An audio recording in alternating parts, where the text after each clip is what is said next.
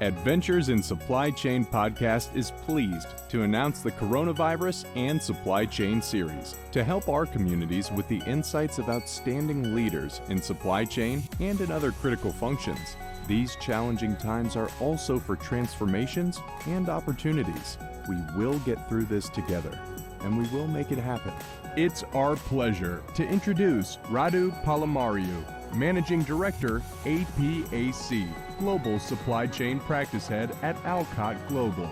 Radu is a connector, top talent scout in supply chain, technology, transport. Radu is also host of Leaders in Supply Chain podcast and a matchmaker, a fervent believer that people are the key in any business. Radu enjoys challenging assignments most, the ones that involve using a multitude of channels and tools to find the right senior executive to take Alcott Global's clients' business to the next level. Radu has lived and worked in several countries across the world.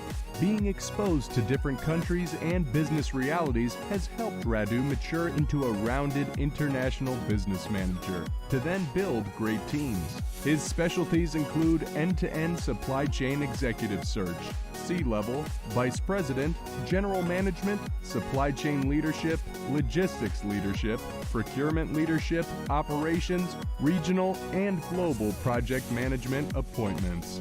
And now, with you, your host, Marcia, and her amazing guest, Radu Palamariu. Welcome, Radu, to the show. It's a pleasure to have you and an honor, so thank you for joining us. My pleasure, and many thanks for having me with you, Marcia. And I really appreciate that you are doing this because I know that there's a huge event mid-July that you are organizing, so I really appreciate that you are taking the time. And if you could please explain a little bit more about this event that is going to be extremely valuable, that would be great.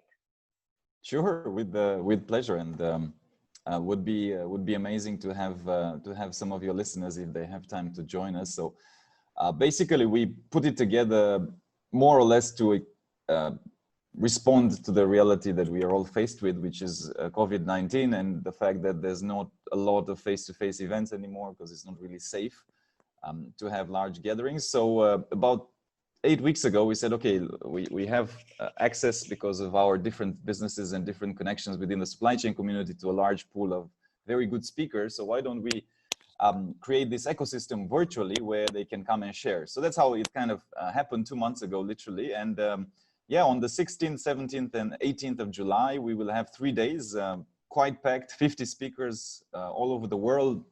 6,000 people have registered already around 109 countries. So very excited about that.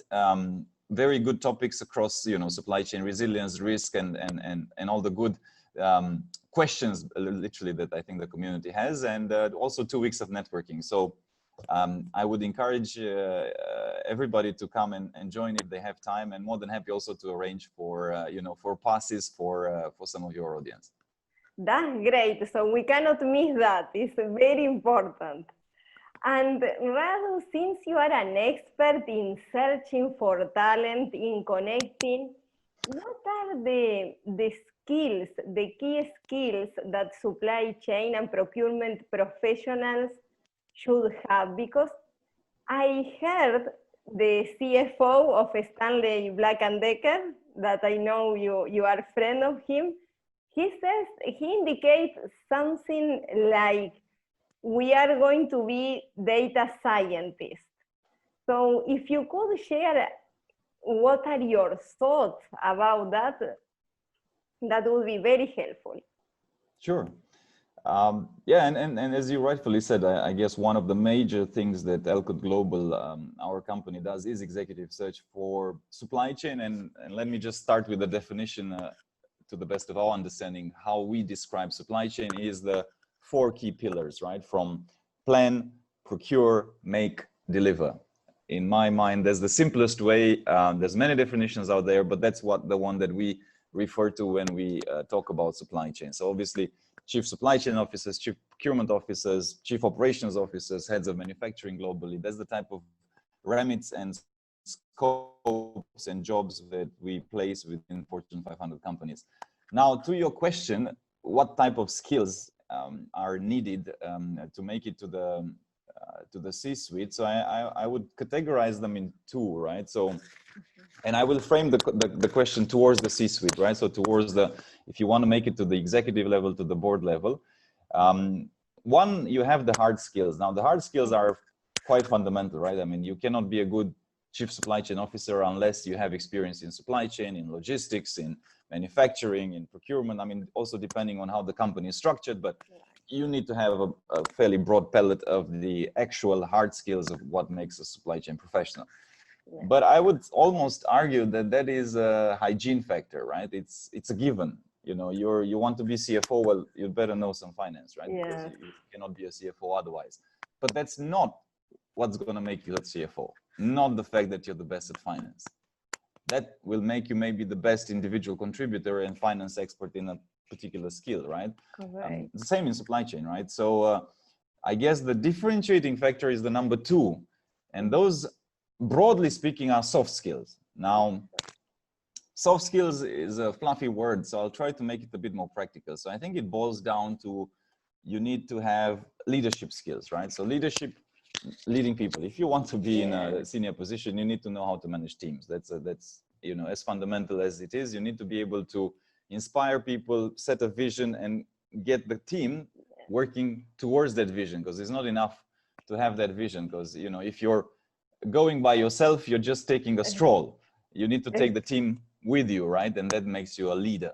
Yeah. On top of that, you need to have very good presentation and communication skills. Very basic, but if you cannot explain to your fellow colleagues from the business, whether they're sales heads, whether they're the CEO, the board members, and so on, you're not going to get investments. You're not going to get money. They're not going to understand what do you guys do actually in supply chain, which is a pretty big problem sometimes that they don't really understand because people tend to get lost in the details and they can't make it very clear to the business unit heads, but this is what we do. This is how we help the business, because that's what they care about. They don't care about how you deliver, how you make the product. They don't really care about that, right? They care about how are you enabling me to get my product in the hands of my consumer and increase the business. Right? And then, yeah, there's a number of other skills. Now, if you want to talk about the data scientists, that I would see as more niche type of requirements that have been asked by companies increasingly in the last couple of years. So, right, so we've seen a surge in the last 2 to 4 years in terms of data scientists, analytics, anything to do with algorithms, machine learning, companies being able to apply this type of digital, if you want, tools in their supply chains to make it more effective, more automated, to make better decisions, visibility. You have Industry 4.0. So again, those are in high demand. Now, again, that won't make you a chief supply chain officer, but this type of skills in a team will make the difference between a top, superstar team of supply chain versus a mediocre team. Yes, that is so true about the importance of what we call soft skills. I completely agree. I remember when Warren Buffett said, if there's one skill that you want to improve, to have an immediate impact, that is communication. So that is very important, and you are right. We need to have at a certain level the technical skills that you were mentioning at the beginning. And a follow-up question that I have is, you mentioned also leadership, because leadership skills, since they need to manage teams, right? So how is that possible, or how that has changed now that many of us have been working remotely, and in some cases we continue working remotely? What is the impact? Because initially, I can tell you that there was maybe an assumption that to be a sourcing director or executive, you need to be on site all the time. So how does this pandemic have changed that? Well, I think it has, it has impacted pretty much all of us in many different ways. So, um, one for sure, I think it has made us all realize that actually working remotely and from home can work. Now, is Mhm. it easy? No. You know, when you have kids and when you have other distractions and when you don't have the setup and, you know, when you're used to the water cooler discussions in the office and a bunch of other things that we take for granted, is not easy. But I think now, after months of kind of having to deal with the situation, we're kind of, I don't know. For me personally, I'm okay now. I can do it fairly well, and other people end up in the same type of mindset. And we have clients that pretty much, you know, I speak to the CEO and they're pretty clear that once they go back to the office, and slowly in different parts of the world, depending on where you stay, there has been this situation of going back as well. But they're clear that they're going to cut the office space. They're going to offer Yeah. flexible arrangements for their staff. And also what I see as, and to your point, you know, you need to be on site. Look, I don't think that will go away. I mean, I think there's always going to be an element of that, but I think people are realizing and companies are realizing that you don't have all the time to be Mhm. there. Also for simple things like business travel, right? I think we overdid it. It was like, Yeah. you know, you get used to a certain routine and you don't realize that, you know, you stop asking yourself, but do I really need to do I really need to fly for every little thing? Now I'm not talking, you know, you have a major implementation, you have a major change in a factory. Mhm. Yeah, I mean, if you can, you should go there by all means, right? But I think we were at the point where we were all doing it, and this crisis, you know, cut it, because there you go, you can't travel anymore, and then people are a bit more conscious of that. So I think what COVID-19 will do is increase the flexible arrangements and work from home. I think increasingly companies will give 2-3 days from home, 2-3 days from the office. Again, depending, of course, I mean, if you're working on a manufacturing plant, you're not going to work from home. I mean, you Yes, cannot build a car remotely, exactly. as an example. But certain jobs that were in the office anyways, I think it can be done. Now, if you're a supply chain director, sourcing director, and so on, again, it depends, right? You can't only do it from home, but I think it's going to be an increase in that. And also what I expect that will happen is that skills and talents will be sourced much more flexibly globally, right? Because if you have your team of, I don't know, logistics planners, transport planners, or Yeah. planners in general, planning SNOP, and you have them in this particular Singapore, I don't know, I'm in Singapore or London, or yeah, you realize that, do I actually need them there? I mean, and if they don't go to the office, what's the point, right? I can hire them in another location. So that's number one. I think there's another, we're going to end up in a global war or global fight for this type of roles that will be exacerbated. And two, and I had an interesting conversation actually yesterday, um, even before we had an increase in automation, industry 4.0, how do we make things more, you know, how do we put more robotics and so on? And I think the trend is clear in Yes. developed markets, right? You have it in Europe, you have it in US. But the conversation that I had with a very senior executive in a very large FMCG company, and he was saying, look, what we're realizing right now, Radu, is that, for example, even in Asia, it made more sense to have a more automated type of a supply chain, because heck, when COVID-19 hits, Kind well, you're stuck. You know, your people are stuck. Yeah. So what do, right? So the more automation you have in your supply chain, machines don't need to be on lockdown. You don't turn it off, right? And you know, it just keeps going. Whilst the cost is obviously higher to justify, I think companies will increase the focus on resilience Yeah. and being able to have that capacity to, okay, the crisis will hit. Pretty much even before COVID, we were in almost non-stop crisis, whether it's a volcano or, you know, some trade war Yeah. or some countries fighting with each other and all of a sudden, or floods, or I mean, we've been in. So I think that's another thing that we will continue to see, where companies will be much more focused on getting their supply chains to be more resilient, which will increase automation to a certain degree. And where humans and people like us, right, it doesn't mean that we're all going to be replaced. It just means that our skills need to be upgraded to be taking care of exceptions, taking care of those machines, taking care of, Yeah. you know, the smarter things. Yes, exactly. So we, as you were saying, the focus will be on how the supply chain can be more resilient, how the supply chain can be more flexible, because this crisis forces us to be flexible in the work that we do, as you were mentioning, working from home, working remotely, and also the different options. So the content is different. It's different than before. And how, since you have been many years, how do you see the role of women in executive positions in supply chain? I'm a big advocate of diversity. So I think so. Obviously, more women is a very simple way to ensure the diversity. It's also, you know, it's around age as well. I think there's a big discrimination against people that are older, that find it very difficult to find jobs. Not to talk about race, and you have other, obviously there's other things that we need to take into account. But I think in general, diversity is good, is great actually. I mean, diversity of opinion, you obviously, if you see a 6 white male type of board, you kind of question, like, what are you doing? Like, but I think what has changed fundamentally is that now a 6 white male board or leadership team would definitely immediately raise flags, and people would comment, hey, you know, what are you doing, right? Whereas maybe 3-4 years ago, it was like, so now, are we there with the diversity? Are there enough, you know, women in supply chain specifically? No.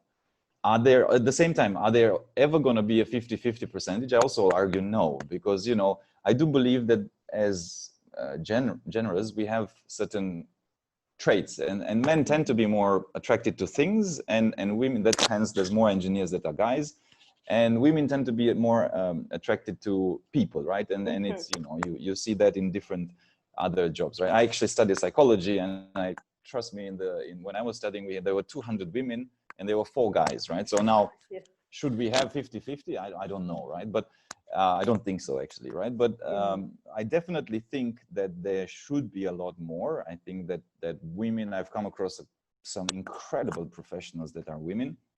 I think in supply chain, I think also the good part, positive part is that most companies that are reputable, listed, Fortune 500, have a very solid intent to and even quotas. So I mean, again, arguably, is that the best way to do it? I don't know. I think it should be ultimately on the basis of how good you are, not on the basis are you a woman, man, or so on. But I think there is an intent to make that happen, which is great. So if you ask me, I think we're on the right track, but I will raise this. Also, I feel, and I use the word feel because I don't have the data, but I feel that women need to speak up more. Now, it might be unfair for me as a guy to make that comment, but I'll give you the example of what I mean by that. So for the event that we're putting together, I invited specifically, and I was very conscious about this, the same number of women and men. That men, 80%, 90% said yes. Women, the percentage was way lower. So I ended up, even if my intent was to get equal numbers, there is some level of, and it might very genuinely be because women have been fairly discriminated, or I don't know if discriminated is the word, judged, or, you know, there's been a lot of, and I've been privy to a few discussions that, again, to me was new, because again, I've never been in that situation being a guy, but so I get that. It's just that I think we need also more women role models to step up, show the way, be examples for others to follow, which I think we are seeing, but we need even more of that as well. And then, you know, with all this coming together, we will definitely see more women in supply chain. You are exactly right, because when you are saying that women, we need to speak up more, that's true. Because when I invite different guests to the show, I try also to have women and men more or less the same number.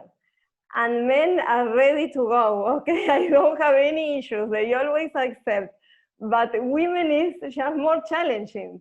So I think now the ball is on our court, so we need to step up. So Yes, but again, I mean, it it happens. can, and I do understand, and it has been brought to my attention because again, it's very difficult. I'm a guy. I mean, I've not been faced with such things, Yes, right? So I do understand that if you're a woman and you've been judged and say, oh, she's talking rubbish or God knows what, which I genuinely believe that it happens, right? Again, I mean, yes. so I do understand why maybe there's that shock, right? Or there's like, I don't necessarily want to. And also what shocked me, and this happened about 3 years ago, because this was something that I had never thought about. Again, I had a female guest, very successful, right? She's running a global supply chain, incredible woman. And she told me, look, Radu, I don't know if you realize, but a male would go for a role if he is about 60, 70% ready. He will put the hand up and say, yes, I'm up for it.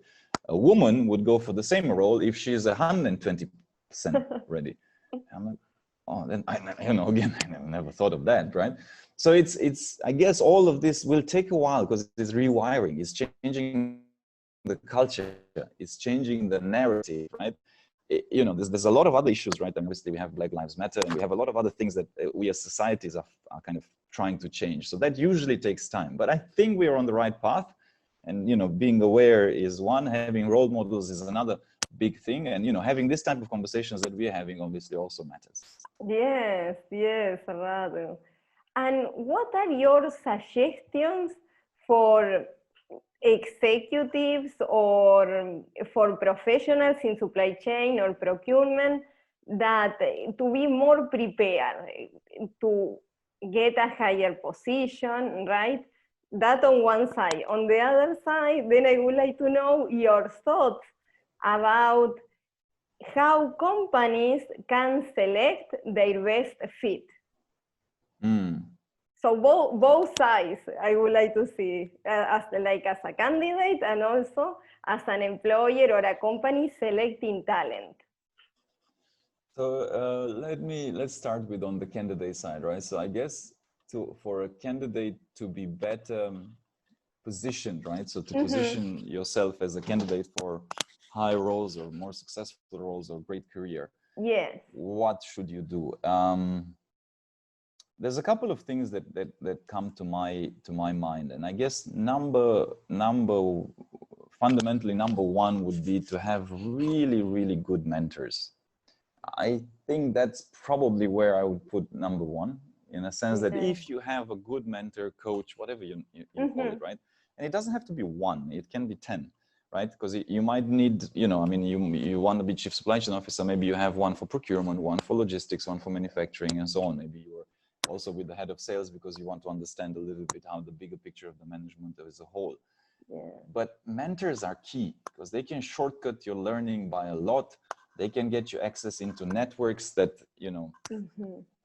facilitate your growth and so on. So I would say number one, make sure that you have really good mentors, really good people you can learn from. So I think that's a key aspect that a lot of people maybe can focus on. So number two, it's basically a constant learning. And what I mean when I say constant learning, I guess if you're in supply chain, in any function, right? But try to expose yourself to as many different projects, right? So must have some digital transformation, change, big scale under your belt. A few actually, because in today's world, there's change is the only constant, and companies will only accelerate in this processes. COVID-19 only accelerated the going digital, and the more you know around that, I think that's fundamental almost. International experience again is part of that learning. You need to have worked on different continents almost if you actually want to be in a global position. Yeah. Even in a regional head position. So I would say that's key. And then the third that I see as incredibly important, and a lot of people miss this, networking. You need to be almost like a professional networker, both inside the organization that you're part of, as well as external, right? So you need to be constantly doing that. No person that I have seen in my career as a headhunter, as a consultant, makes it to the top unless they're extremely good at building relationships. And I see this as a constant frustration for people that are very good technically in what they do. And like, oh, but I'm the best in planning.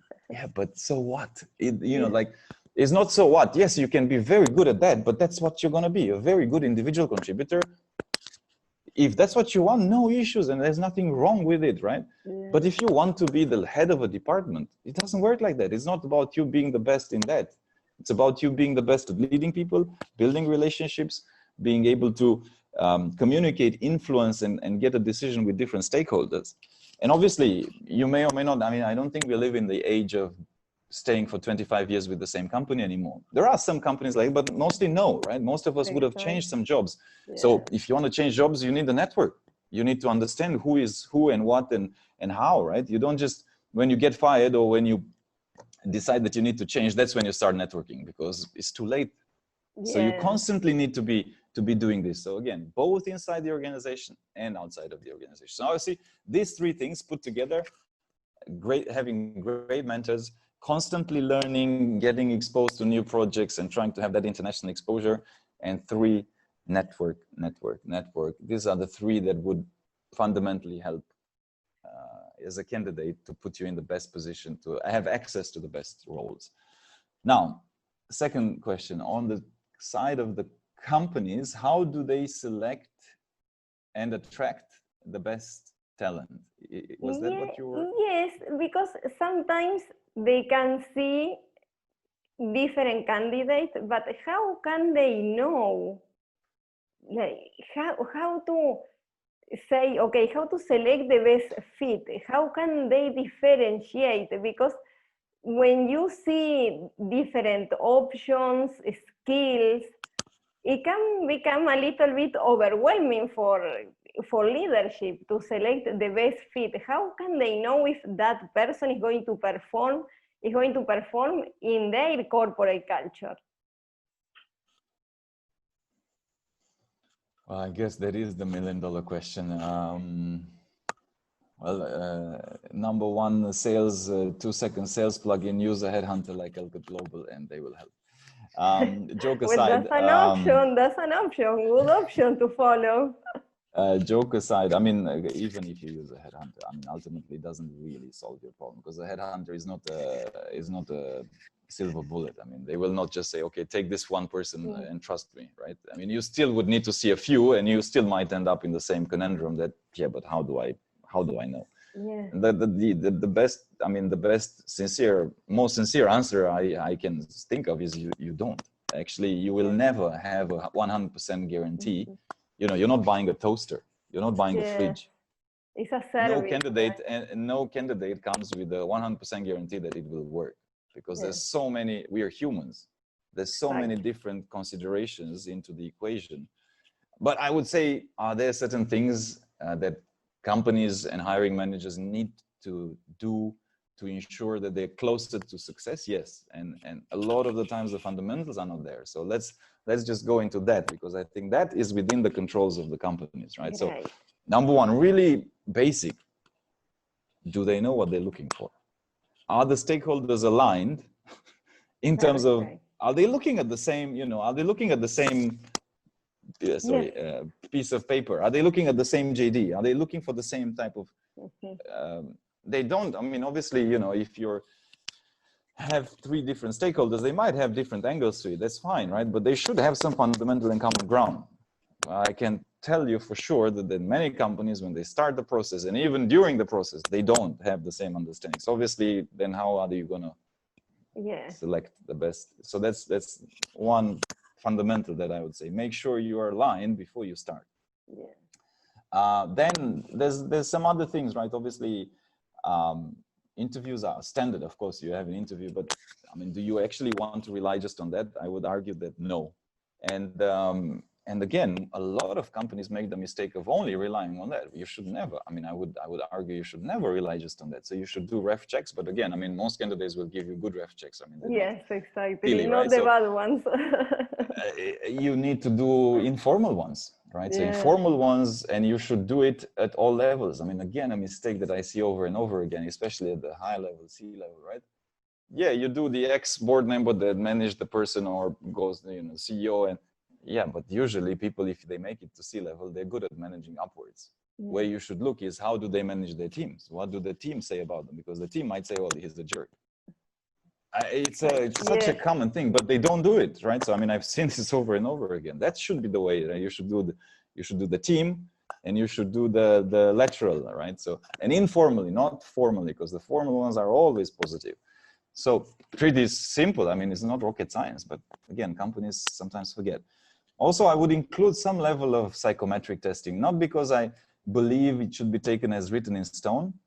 It really shouldn't, but it also paints a little bit of a picture that's what's behind the scenes, right? Because again, the more senior you go, people interview really well. They know what to say.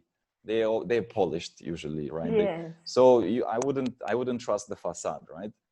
That's why you need to go to the background check. You need to, obviously, if you're using a headhunter, that headhunter trust that person, that he or she knows a little bit the industry, and do some, do also some psychometrics. And sometimes it's very good to, and some companies, especially for C-level or board member positions, you also have that one-day assessment. So that also helps.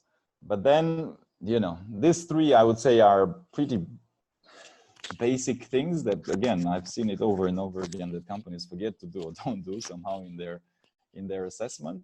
And yeah, ultimately, the last 5% or 10%. Yes. Good luck. No, but very insightful. Yes, those are the points that we can control. At least we minimize the risk. Then it's the best decision by minimizing the risk. So very insightful points that you have shared, Radu. And again, thank you very much for doing this, for taking the time. I think it's very valuable to our audience. So I really appreciate all your efforts in making this happen in this moment. So thank you so much. My pleasure, Marcia, and really appreciate your invitation, and I do hope that it was useful. And good luck with the show. Thank you, Radu.